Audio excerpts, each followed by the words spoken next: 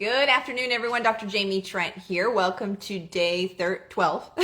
Day 12. I type it and then I forget. So today we're going to talk about eggs. But real quick, I just want to clarify. Yesterday, Dr. Devin had talked a little bit about pork.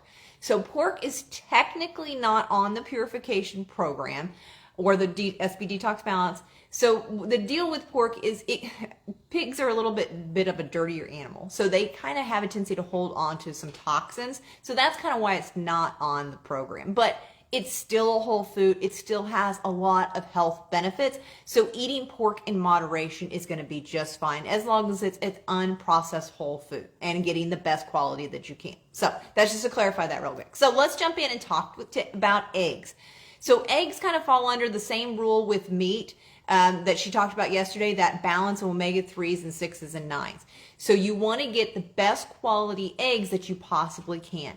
And the easiest way to know you're getting a good quality egg is when you break it open, that yolk should be almost an orange color. If it's like a pale yellow, then you know that chicken was not fed a wide variety of different nutrition, and that ratio is probably going to be off. But eggs overall are a great source of nutrition. They've got good quality protein.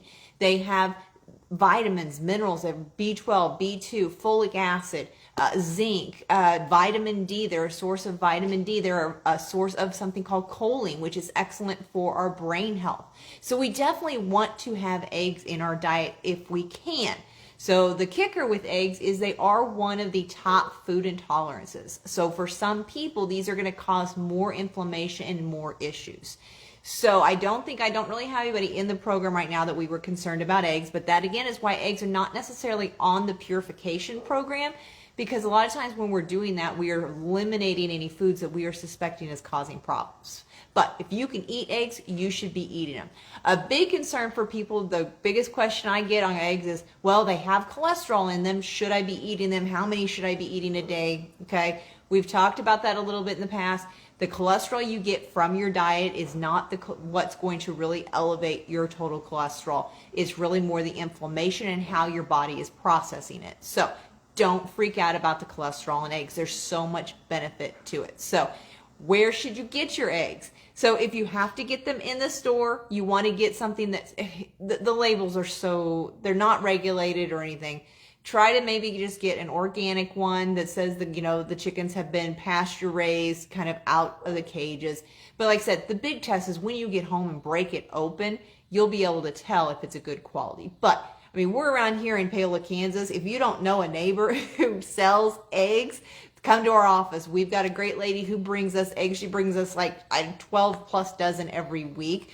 We actually go through probably half of that easily.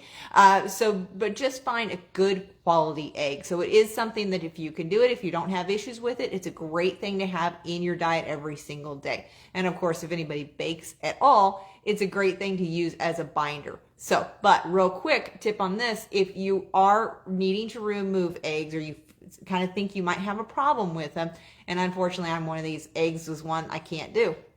So for binders, when you're baking, there's a lot of actually alternatives. I found gelatin can be a really good binder when you're trying to bake something. Also, chia seeds or flax seeds, if you got to grind them up and then you put them in water and they'll gel up. And then you can kind of use those for binders for baking also. So, okay guys, I think that's all I had on eggs today. Have a great rest of your weekend.